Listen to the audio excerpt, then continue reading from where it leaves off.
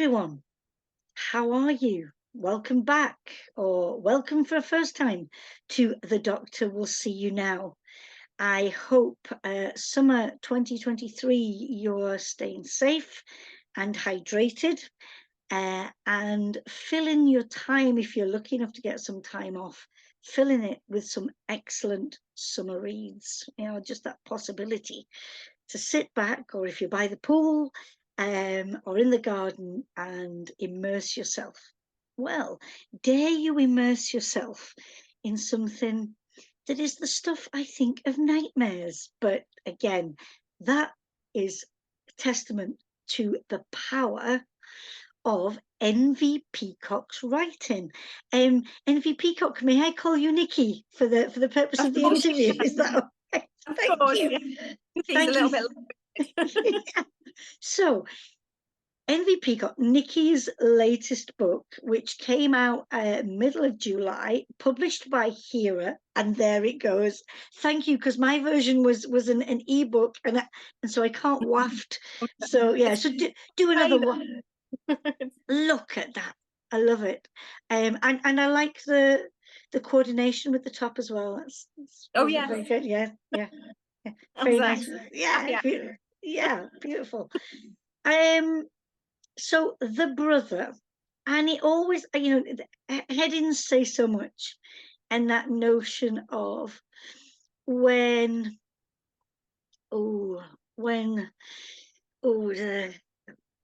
killer, the evildoer, is so close to home. I wonder, does it pose as, even more fear than the unknown attacker, the unknown killer, that stranger? But it's something that hopefully we can discuss, and the way that you have presented that. It's your second novel, but you have written, from what I gather, you have written a good number of short stories, before these novels. So I wonder if you would set us off and tell us the journey to now in publication, how you started, why you started writing, and then culminating in The Brother. Please, Nikki, regale us of your experience. I will regale. Well, I always wanted to be a writer, like a lot of writers do. We always say, this is our dream, this is what we do. And a lot of the time it can take people quite some time to get there. And it can happen sort of later in life. It's one of the few careers, I think, unlike kind of pop star or Olympian or something, that you can't, you can't really do it when you're young. I don't think you've got enough life experience. It's one of the few that's good for not old age, but for those sort of the experience and that you get. And I think it took me, it was about 13-14 years ago, and I just thought to myself, I want to do this, I'm going to do it seriously. I'm going to start submitting, because that's the key really to being a writer, is actually submitting your work and getting it out there, which is very, very scary. Incredibly scary, because there's always a massive fear of rejection, there's a massive fear of criticism, but it's the necessary step to take if you ever want to get out there.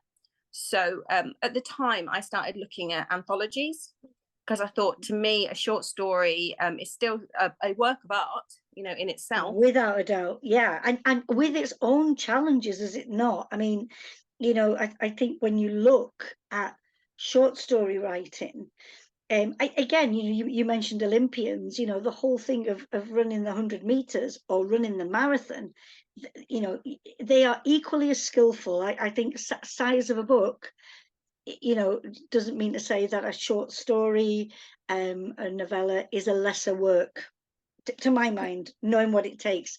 But anyway, we digress. Sorry. So I just kind of thought, well, I kind of stumbled upon the anthology market of these publishers, especially the ones in the States, that were putting call outs for specific pieces of work.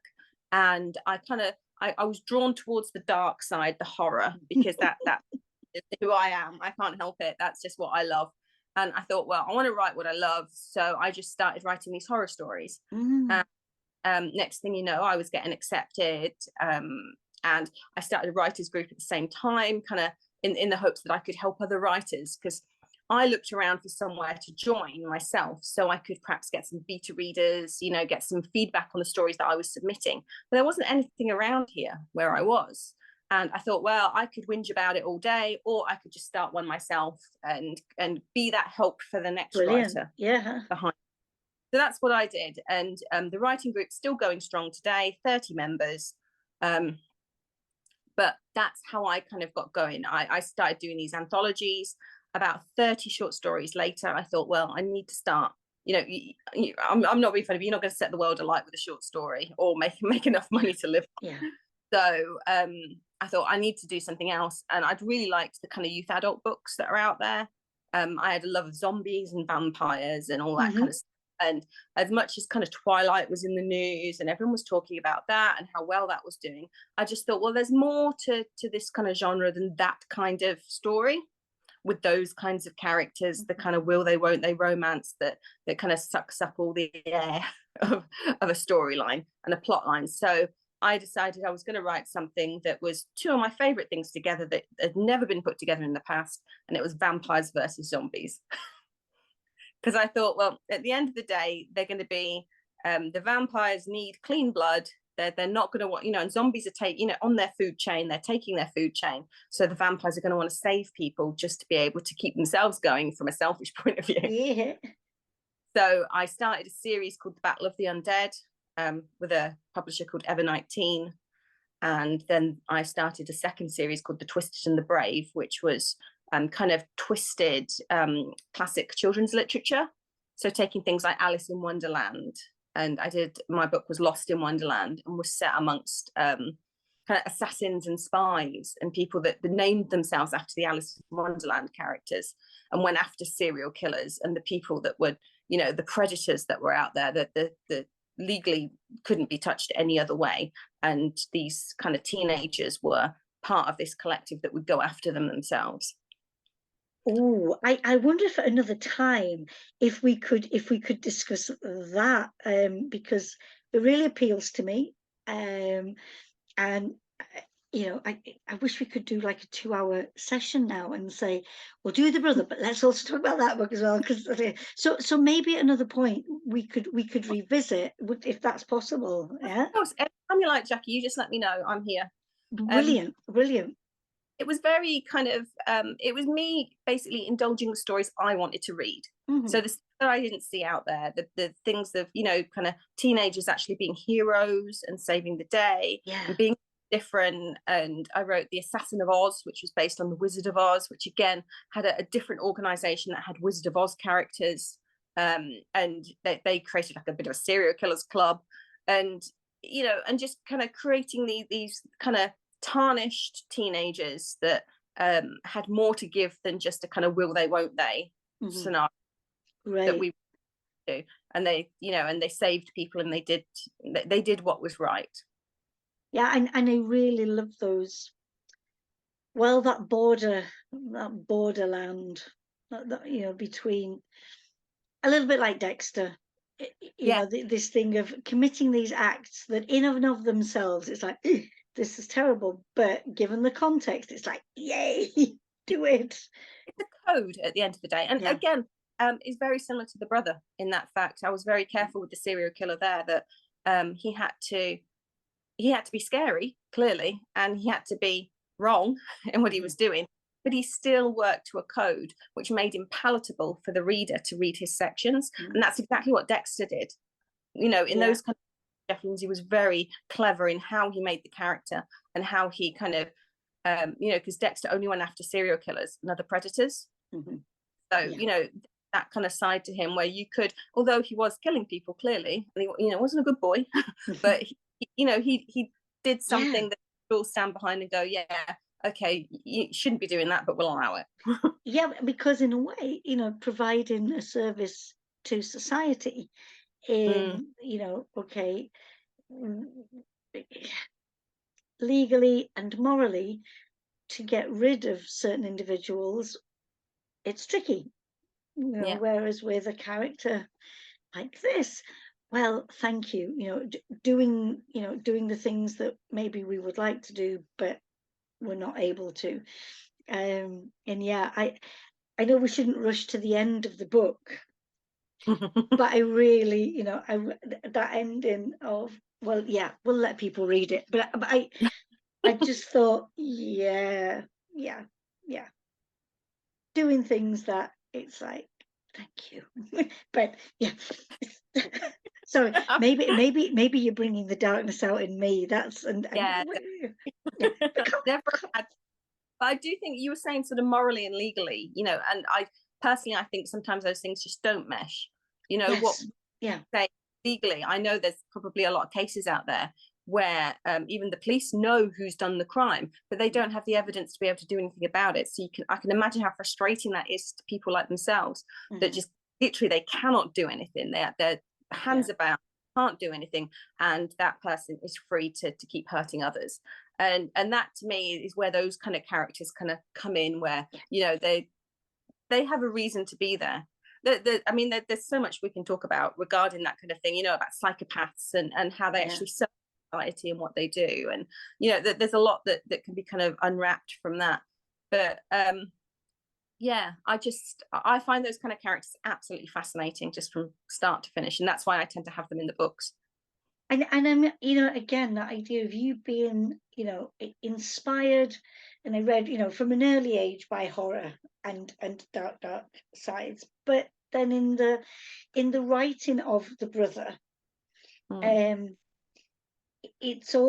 to me, it's that the shadows are still there, but you're operating in a different space, Mm-hmm. and so that feeling that this is now the place for you to do your writing. What what brought you to this point? Well, it was kind of just a progression, really. So Mm-hmm. after the youth adult books, I realized that again, taking the next step is really writing a full blown novel. And I knew that it was harder to get, forgive me for being sort of commercial and money grubbing, but the thriller books make more money. Yeah, They're more yeah, likely to sell. They're more likely to be, when you submit it, they're more likely to be taken on. And I wrote Little Bones. That was the first book that I wrote just before lockdown, and I was doing a degree at the time. I was doing a distance learning degree, working full time, and I love true crime podcasts. That was the thing that I was, yeah, yeah, and that's one of the inspirations for Little Bones. What if a true crime podcast did something unthinkable? They let slip somebody's identity because they're not as regulated as they should be. People are free to say what they want, free speech, and the character in Little Bones herself, Cherie, is the daughter of a serial killer who's changed her name and started this new life for herself and has been working really hard to become just a normal person. I think that mm-hmm. crops up a lot as well, people wanting to be normal. And the true crime podcast starts talking about a crime that they then relate to her dad and the serial killings he did. And then kind of everything hits the fan from there. And I wrote that, and I had the little writer tingle when I was doing it. I was thinking, this is really good. I'm really enjoying this. Mm-hmm. Flowed really well. It took me about 2 years to finish it. And just before the lockdowns, I started submitting. So as you can imagine, the pandemic hit, I kind of forget what's going on. I'm not really paying attention to that. I'm paying attention to my family and what's going on with them and, the world in general. And next thing you know, I've got HarperCollins trying to get hold of me saying, we loved your submission. We'd like to do something with it. And it was like a kind of whirlwind from there, really, to get that out. And then I got my agent, and then I started writing The Brother, and she worked with me on The Brother, and then I got my lovely publisher Hera for The Brother and for my next book, which is called 13th Girl. Fabulous. It's always lovely to hear that there's the next book.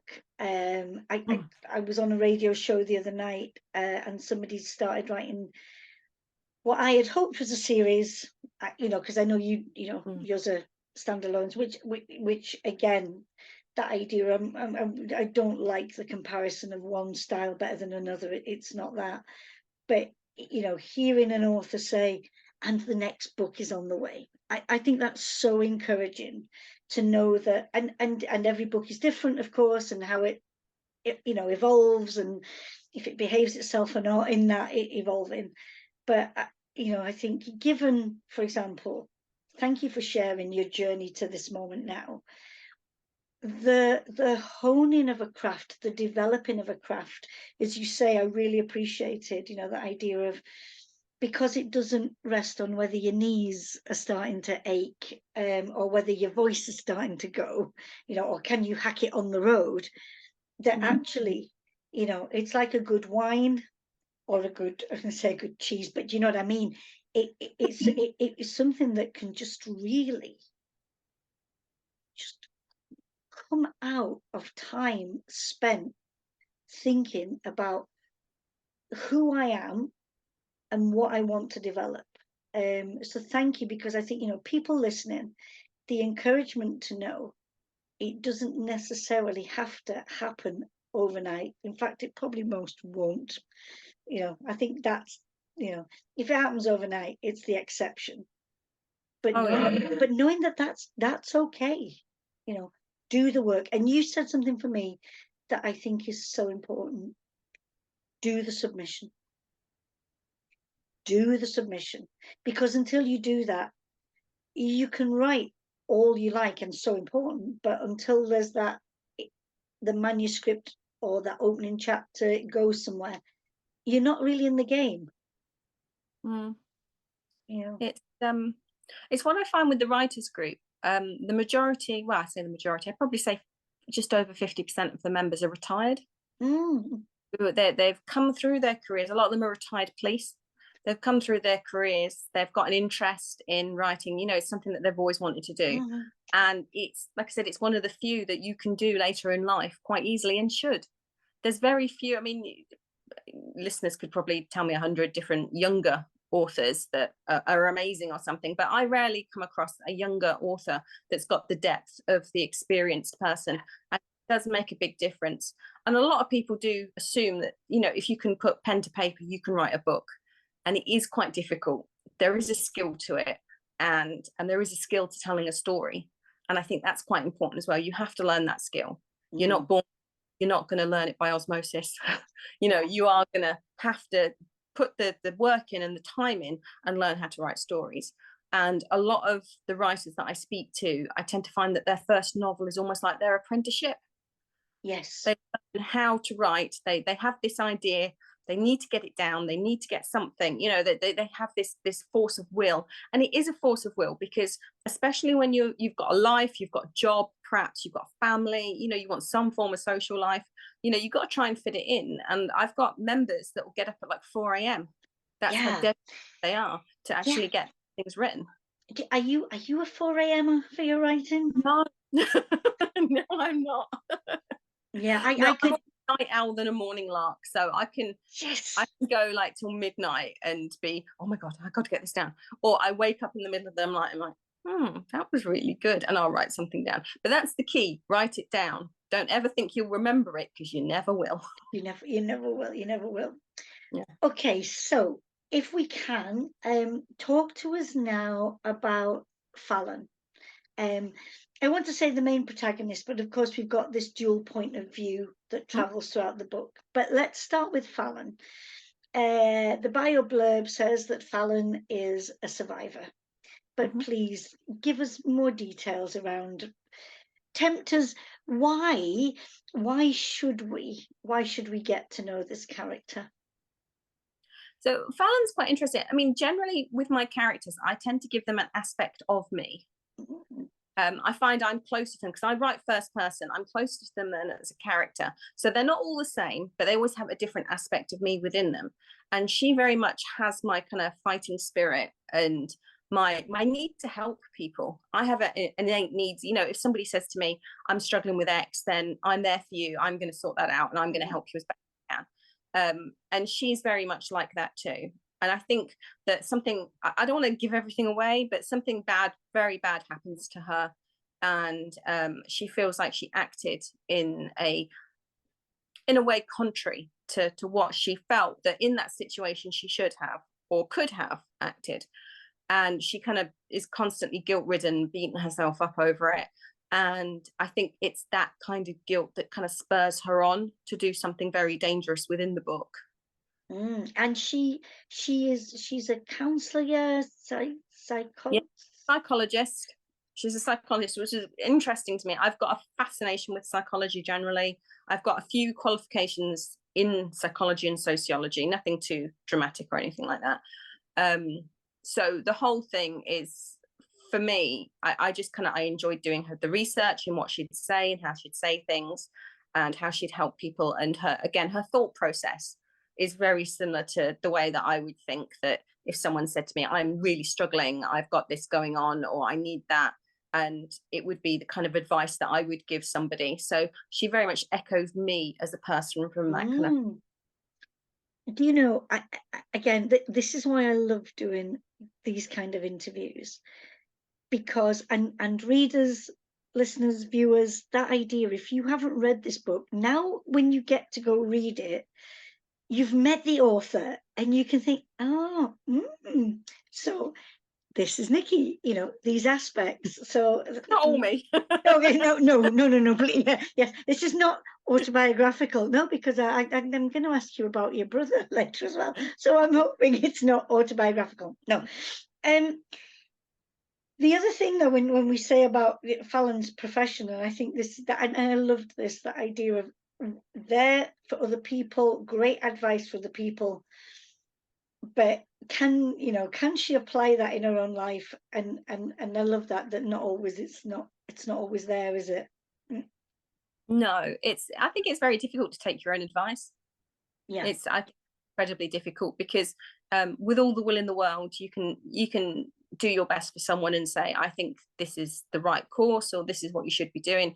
But I think for yourself, you always kind of second guess the choices that you've made unless somebody is helping you yeah, on that, steering yeah, you in the right direction. I think it's very easy to end up kind of just basically going back over your own advice and thinking, oh, well, that didn't work out. And then I think it's human nature to kind of, I suppose, concentrate on decisions that you made that were bad, not the decisions that were good.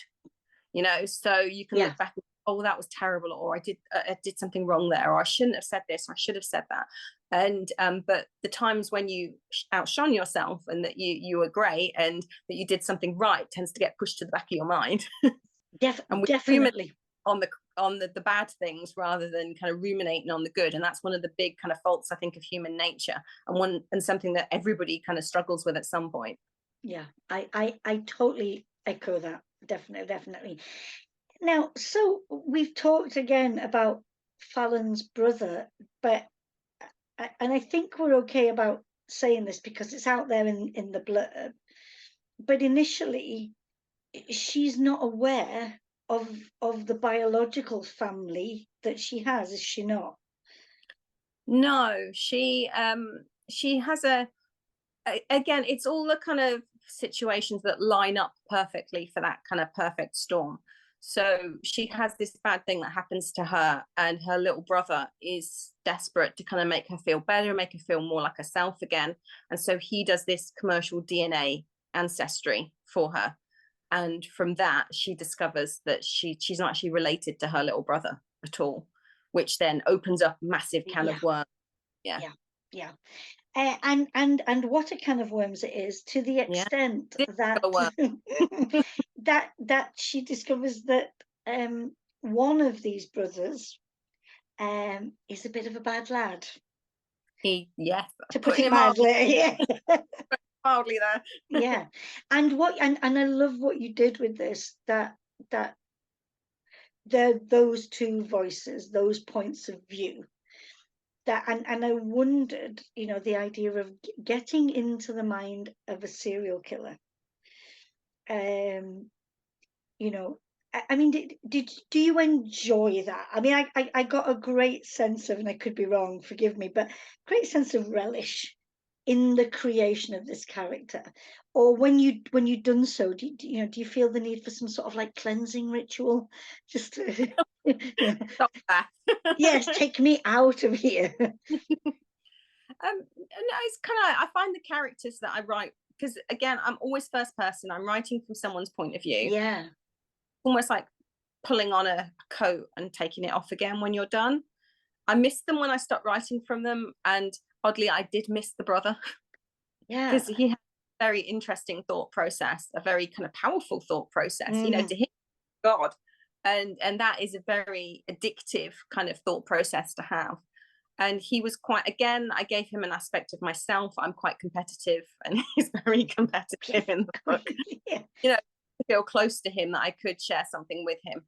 And yeah, I didn't find that when after I'd written his parts, I tried to write all his parts separately. That was one thing that I did do. Yeah. And then detail that I needed in a little bit later when I kind of slotted them in with Fallon. So I wrote all his, so I was like him for like a couple of months, which my family and friends would probably, well, So she was that's what it a was. bit darker than usual. So, because I wondered, again, and I love the tapestry that Mm. authors create, and which threads appear first. Do you do one aspect of it, or are you dealing with, because I don't think I could ever just write one aspect or one character, because I need the other thing or other things to keep everything moving along. But did you have Fallon's character and what would be happening with her? Did you have her created before you brought the brother in? How did you do with this? It's kind of an organic process, if I'm Mm-hmm. being. So I have some basics. So when it comes to writing, the plot for me comes first. So I've got an idea of what I want to do, but a character has to bow to the plot.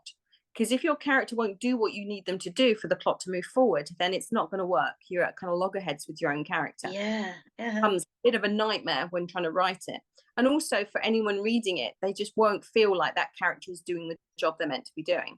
So it's more kind of, the more I wrote it, the more Fallon came forward and the more the brother came forward. So the more I edited that, I mean, I did about 9 drafts of this. It takes a long time to get something going. Oh, uh-huh. It was the more I wrote them and the more that I was thinking, well, she would feel like this because of X. And then, but to feel like that for X, then she needs to have this trait. And then I would thread that trait back in through the storyline itself to kind of come up whenever. So the reader would feel like it didn't just suddenly appear out of nowhere that she got this skill that she needed at the end to be able to do something. It's got to feel like the reader's gone through with them the whole Yeah. way and knows them, and then they're not going to suddenly, she's not going to suddenly become some karate expert by the end. That they actually know what she's capable of. And I think that to me adds to the tension, because if you're thinking she's not capable of this, Yeah. she's going to come and it's going to go horribly wrong because I don't think she's not going to survive. And that is that tension there of thinking, oh, and you want to be with her and you want to make sure that she's okay, and people will race to the end of the book for that. Yeah, without a doubt. I can testify to that. Oh yes, oh yes. Now, I read that some inspiration in here was about the catching the Golden State Killer. Because if I'm correct in what I've read, that this was through forensic genealogy. Yep. Could you talk to us? Because I saw this and thought I cannot go down that rabbit hole. So if you will take us down there, what is this and why? Because I read they use it in the US as Mm-hmm. but it's not a process that we use here. I mean, I'm not an expert by any stretch. I'm not a solicitor or anything, so I don't know the kind of legal implications around why I don't use it. I'm guessing it's to do with privacy. We have a form of it here, but nowhere near as to what the states. So this all came from, again, my love of true crime podcasts. Anyone knew anything about true crime knew about GSK, the Golden State Killer, and that he'd never been caught. And but they did have a sample of his DNA. And there was detectives in the US who decided that they would use the commercial genealogy databases that people put their DNA in to find either lost relatives or to find out who they are generally, as to, I come from Scandinavia, I do this, Arabia, whatever, and if they've ticked a box to say that they can be searchable through their DNA, then they can upload DNA from criminal cases and be able to check for relatives. And by doing that and having a profile and using someone who does genealogy, so they had someone, a rather famous genealogist, put together a family tree, and they figured out from people that were on that database who GSK actually was. And during the pandemic, they arrested him and he was on trial. And the whole thing, he obviously thought he'd gotten away with it. So it's very kind of, it's very satisfying to think, well, you didn't, mate. You caused so much misery, you hurt so many people. Yeah, and in the end, get away with it. yeah. And I think that to me is so satisfying that, people that have thought they've gotten away with it now are going to be waiting for that knock on the door. And that's been happening in the States because that's how they've been using it. And not just that as well, but a lot of the quite famous Jane and John Doe cases, they've given identities to these people that not just lost their lives, but lost their names, and their families lost the chance to know what happened to them. And, to them, they just disappeared and they didn't realize that something bad had happened. They thought they'd run away. Well, now that they can trace criminals, they can also trace those people whose bodies have never been identified and give them back their identities. You see, the aspects that you've talked to me about, that it seems like this is really positive. The apprehension of criminals, but also, giving closure to families. I wonder why we're not keen on going down that line. We're very privacy led in this country, I think. We have a database, but it's more for anyone that's convicted of a crime will have their DNA taken, and they can use that to look at family members, and they can trace genealogy through there if they wanted to. But if you think about it, it's a tiny proportion of people. Oh, compared to the amount of people that would be on commercial genealogy sites. And I don't think, I don't know about you, but if I'm faced with that, that little box to say, use my DNA to help people, I'm going to tick that box. I don't know many people that wouldn't, at the end of the day. I would rather know if something happened to someone that I was related to, or that I could be used to track somebody down that was hurting somebody. I'd much rather that happened. So there's very few people, I think, that would actually, not want the that would be more privacy led than justice led. But difficult situation. I realize there are some people that are very much a case of, no, that's my DNA, you're not touching it, and they have their own reasons, which is more than fine, and everybody's entitled to their own opinions. I think given the choice, that is the key there, having the choice to tick the box to say, no, you can use my DNA. I think that would be nice, because again, who knows who we could apprehend in that. This is, I don't know how to phrase this, and forgive me if I'm wrong, okay? But the setting, Northamptonshire, am I right? Northamptonshire, yeah. If we think, London, Edinburgh, Glasgow, Birmingham, Manchester, Bristol, all those places that usually crop up when crime fiction thrillers are written. Northamptonshire, forgive me, am I wrong? I don't think I've ever read. Oh, there have been. I'm sure there have been. And it's purely because this is coming to you live from Northamptonshire right now. Yes. This is where I am. This is where mostly I've always been. I love my county. And I think there should be more, we shouldn't have to stick to major cities because, terrible things happen everywhere. Without a doubt. And again, allowing us to look at somewhere else. And I totally agree with you. Evil abounds everywhere. How, other than it being the place that that you're familiar with and fond of, what do you think Northamptonshire, in what extent, to what extent can it be that creepy setting? Well, ironically, the places that I talk about, like street names and cafes and things, they're all made up anyway. Yeah. So it's kind of my version, I guess, of Northamptonshire. So if you decided you wanted to go to, the Hungry Piglet Cafe, you're not going to find that, Which in North. which I was But devastated yeah, by that. I read that in the back and I thought, this is such a shame. I But know presumably there are other good eateries in, there so are a yeah, lot of good eateries around here. If you ever come down here, let me know and I will push you in their direction. thank But you. yeah, lovely places around here. And to me, I've always adored it because you can be literally a 5-minute car drive and you can be either in town centre or the countryside, and there's very few places that you get that kind of luxury of a choice with such a short amount of time. And I love the people in Northamptonshire. I've always thought it's such a nice place to grow up and to live. And the few times that I have left, I've got to be honest, I regretted it and just wanted to get Want back to as come soon as I back? Yeah. homesick. Yeah. So I mean, I think it's amazing here, and that's why I always wanted to. So either in my books, it's either set in Northamptonshire or my protagonist is from Northamptonshire. Mm, mm. Thank you. I just love that.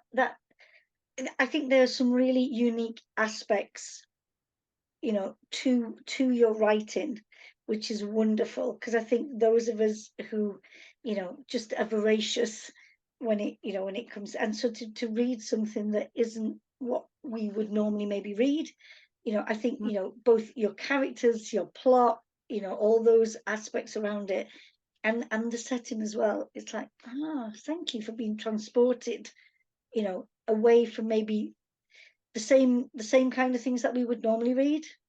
It was, Yeah, I mean that's the joy of books generally for me, anyway. I mean, when lockdown happened and Little Bones came out, I had people telling me how nice it was to not put it down. To feel like yeah, just for a short amount of time they were away from their life and what was going on, and they could have a bit of a break. As dark a break as it was still a break. And I just felt so happy that I could give that to somebody at such a time when it was needed.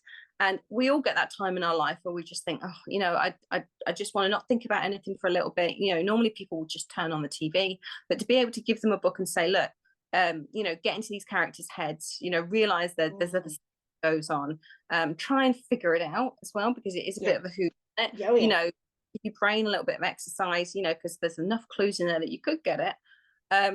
So that partly is why I love writing. I always make sure that I can transport the reader somewhere else just for a little bit, just to give them a bit of a break. yeah, yeah. And it was definitely, it was one of those books where sometimes books take a while to get through, Mm-hmm. and some books, the pages just turn. But this was a book where the pages turned, but I didn't want them to turn, because I didn't want, you said, like you missed them when you stopped writing them. Mm. And I think that, they, as you read, and I mean, maybe this is a bit of a warning, as you read this book, you know these people sort of like, you can feel them sitting with you. Mm. They're not characters that are out there. They're characters that are really close. Yeah, yeah. I always thought it would be, everyone's like, which character would you want to have dinner with? Hmm. And I keep thinking, you kind of want to say, oh, Cherie's kind of funny from Little Bones. She's got my dark sense of humor, so she'd kind of be fun to spend time with. Fallon's so nice, and I feel like she needs a good dinner. But you know what, the brother? Yeah, exactly. Well, that would be so Exactly. dangerous. Yeah, yeah, yeah, I exactly. he'd be, he's like I said, he's got that code. He's going to do what he wants to do regardless. He is a psychopath, Hmm. but he's also, the kind of guy that if you meet, you're going to want to spend some time with him just to kind of figure him out. And do you think, I mean, to come back to this, I didn't want to belabor the notion of the serial killer, but I can't help but come back to that idea of, the psychopath, sociopath. Sometimes they say, oh, we're done with that kind of character. I think you prove that we're not, Mm. definitely not. And why do you think it is? I think there's still so much to learn. I mean, the Mm-hmm. human brain is fascinating generally, and we know probably about 20% of it, which means there's 80% of our brains, something that is so important to us, to be able to live and to be Mm-hmm. people, who we are generally. We've got no clue as to how it does it, what it does. And, we're kind of blissfully unaware of how things work. And I think psychopaths and sociopaths are the examples of where something's gone wrong. And in only learning on what's gone wrong can you learn on how things go right. Yeah. And I've always been kind of fascinated. I mean, psychopaths, from what I can tell, psychopaths are born, sociopaths are made. And you can have psychopaths that are, that are born with smaller amygdalas. Again, we're going into the science, but but they don't necessarily, not every psychopath is a murderer, and not Mm-hmm. every murderer is a psychopath. Yeah. Yeah. It tends to be a kind of blanket, well, you're a killer, therefore there's something wrong with you. Well, there's a lot of killers out there that are not actually psychopaths, and there's Mm-hmm. nothing wrong with them. And there's a lot of killers that were fine up to a certain point and then got a bump to the head, and next thing you Yeah. know, they're on a rampage. So there's a lot that goes on with our brains that we still have no clue as to what's going on. And again, Yeah. endlessly fascinating to me as a writer as to what I can do with that. Mm-hmm. But most definitely, most definitely. I just wonder, I am aware of time. Um, you said, the next book is underway. And I don't want to belabor that because we need to be spending time with the brother. Definitely, definitely. But are you exploring other aspects of the human brain in the subsequent Yeah. publication? So the next book is called The 13th Girl. And one of the main themes there is mental health, Right. and how that affects how people look at one another, Yeah. um, and also the effects of brain trauma, and how that has detrimental, and I guess how society kind of views these people, and thinks that just because somebody's actually getting help for something, that they are lesser Mm. than who they are. I've got massive bee in my bonnet about mental health, and I think if someone asks for help, then they're very courageous and that they should ask for help. But we still have that stigma in society of, if you ask for help, there's something wrong with you, and therefore you should be shunned from the Yeah. tribe. Yeah, yeah, yeah. The shame around, and I think it's so wrong. I mean, I have to say, like, the students that I work with, I'm really impressed by the way they are willing to talk about these things. I have a lot of hope when I listen to 18 to 21-year-olds, the way they talk about many aspects of life. I Mm. feel, there's a chance we could come through a lot of this. I think you thinking about your previous books and those teenagers, you know, being such positive protagonists, and writing against stereotypes. And I think again, this idea of being able to write about mental health, neurodiversity, it's so important, and that we're introduced to characters, plot lines that deal with these aspects. Yeah, thank you Yeah. for doing that. It's a pleasure, and I love writing them. No writer wants to have a character that is dreary and has Yeah, nothing to give. And I think that's the one thing I can say, that hopefully all my characters have something to give. They have a message behind them. They say, Dee in The 13th Girl is, I kind of describe her as a lovable oddball. mm-hmm. She means well and she wants to do the right thing, but she's had many years in a, sort of taken away from society, and so she hasn't developed the way she should, so she's very naive. So when she crosses the path of a serial killer, who's going to believe her? Yes. Do you don't have a date for that yet, do you? I think it's February 1st, don't quote me on it, but I think that was bandied Oh, around at work. So I think it's going to be mm, February. Already seen the one. front. Looks amazing. You're happy. You're happy with it, Yeah, yeah? Hera do such a great job. Yeah. um and I'm just in the edits at the moment, and then I'm also doing a couple of other books at the same time. I'm trying to just kind of dovetail things. So I've always got something on the go. Yeah, lovely. Would you do us an honor before we close? Would you hold the brother up again so we get a glimpse of that? Yeah, The wrong way on mine. Are you reading that fine? it's beautiful. It's coming out absolutely gorgeously. Look at Right. that. That's the Yeah. audio came today. And we have to say, viewers, listeners, if you like your books via the audio, you're in Mhm. for an extra treat because we hear two voices. Yeah, Yes. yeah, and that is And they again. are exceptional narrators, both of them. Mm. Do you know? I've said this in a few weeks whilst I've been talking to authors, but more and more, I am. I feel like the audiobooks immerse me more, and I'm less distracted than when I'm reading, the written word. And when so I'm gonna have to do the book again because I want to hear this dual reading. So I think it'd be yeah, real You'll pick treat. up more on the reading than in the book. Mm. Although, to be fair, it depends on how you take in information as a person, because I think we're all different, aren't we? Oh, As definitely, without a doubt. some people are audio and some people are visual, so Mm. it depends. But I think I'm more kind of audio in that kind of point of view, so I think I would probably pick up more from that one myself. I shall let you know when I've done the listening. I Email think me and let I'm me think. yeah. Nikki, what an absolute joy to spend time together. Thank you for sharing all those aspects about your process, your writing, um, all the very best with the brother. Yeah, Thank you. It's a pleasure. Thank you for having me. absolute delight. And I hope we get to meet in person at some point, and just to keep a discussion going around your work. Thank you, and bye for now. Bye. Thank you, Jackie. You take care. You too. Bye. Bye.